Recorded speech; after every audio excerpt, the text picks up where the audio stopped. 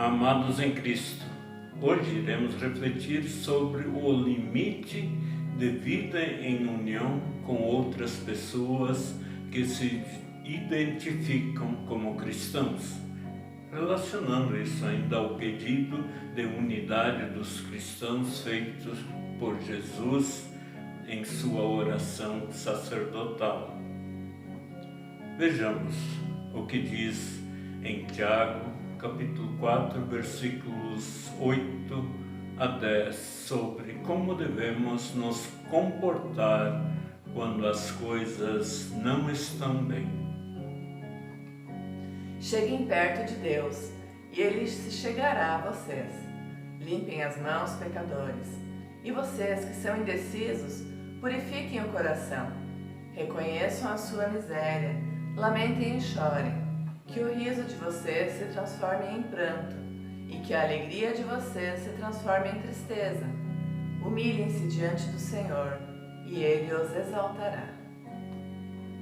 Tiago estava recomendando para a pessoa ser humilde perante Deus, assumir seus pecados e erros, reconhecendo o quanto estes desqualificam a pessoa e o quanto a pessoa não é capaz de se livrar deles sozinha, e o quanto precisa da intervenção de Deus em sua vida para que seja redimida e perdoada, crendo na obra redentora, salvadora do Senhor Jesus Cristo. Porque o poder de Deus se aperfeiçoa em nossas fraquezas. Quando reconhecemos que somos fracos, Deus nos torna fortes. Quando reconhecemos que precisamos do Senhor, Ele vem. Na verdade, tudo que nos acontece e tudo que vivemos, no final das contas, é entre nós e o Senhor, mas ninguém. Todavia, há responsabilidade sobre nós que, pela fé, acolhidos por Cristo e unidos ao Pai Celestial, que pela ação do Espírito Santo fomos santificados pela palavra, avaliar com quem andamos para não sermos contaminados e também proteger os fracos e novos na fé, na família de Deus, a igreja, evitando a causa do escândalo.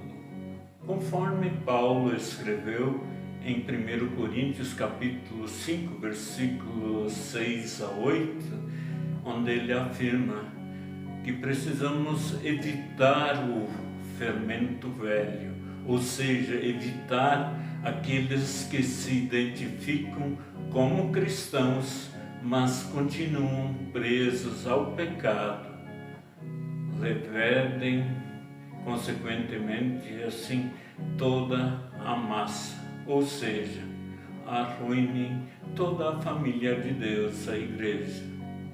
Precisamos olhar para pessoas como ainda alvo do Evangelho quando estas vivem abertamente em pecado e não querem mudanças, não deixam Cristo transformar suas vidas, mesmo que isso signifique a perda delas e de suas eventuais contribuições em nossa comunhão.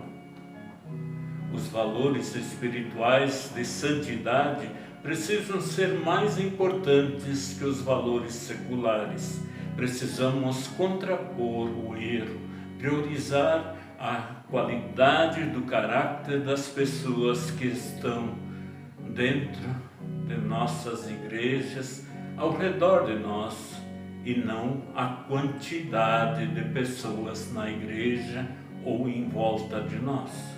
Por isso, não podemos nos associar com aqueles que se dizem cristãos, se dizem irmão e, na verdade, não o são, pois não podemos nos assentar na roda dos escarnecedores de Deus, daqueles que têm zombado da santidade de Deus, como alguns têm zombado, vivendo em pecado, mesmo depois de saberem que o pecado pertence a Satanás, e dizendo que estão salvos, que nada os acontecerá, porque são salvos, como se Deus não visse, como se Deus fosse um bobo.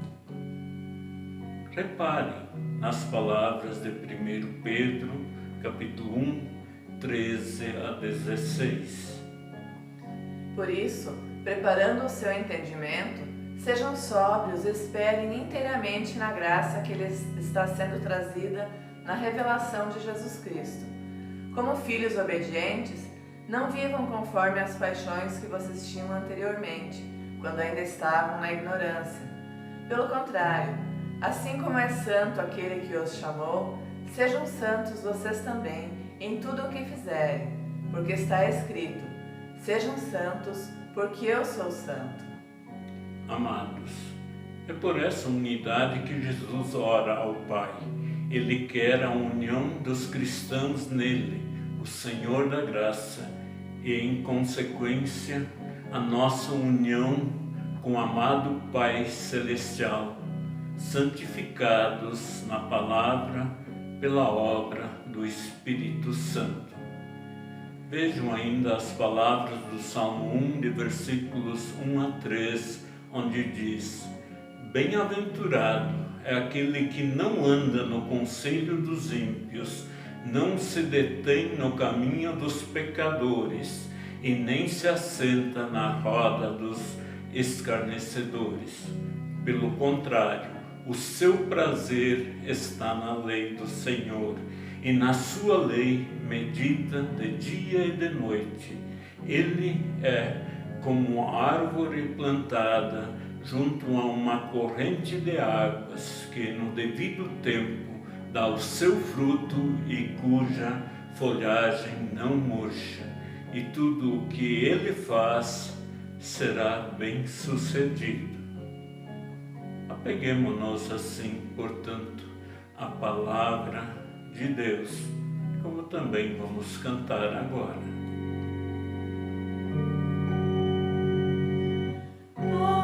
Queremos sempre ouvir a palavra do Senhor, encontramos nela paz, pois nos há de conduzir ao bendito Salvador, que perdão e alento traz. É divino seu poder, salvar a quem nele crê. A palavra de Jesus diz ao pobre pecador: como pode a vida obter salvação perfeita e luz? Para andar com o Senhor e jamais esmorecer, os seus passos guiará e esperança lhe dará. No servo de meu Deus, sempre queiras consolar os aflitos neste val e as quietudes lá dos céus, aos cansados apontar, ó morada celestial. Quem me der estar em ti, livre do pesar aqui. E que a graça do Senhor Jesus, o amor de Deus Pai e a comunhão do Espírito Santo seja com todos nós. Amém.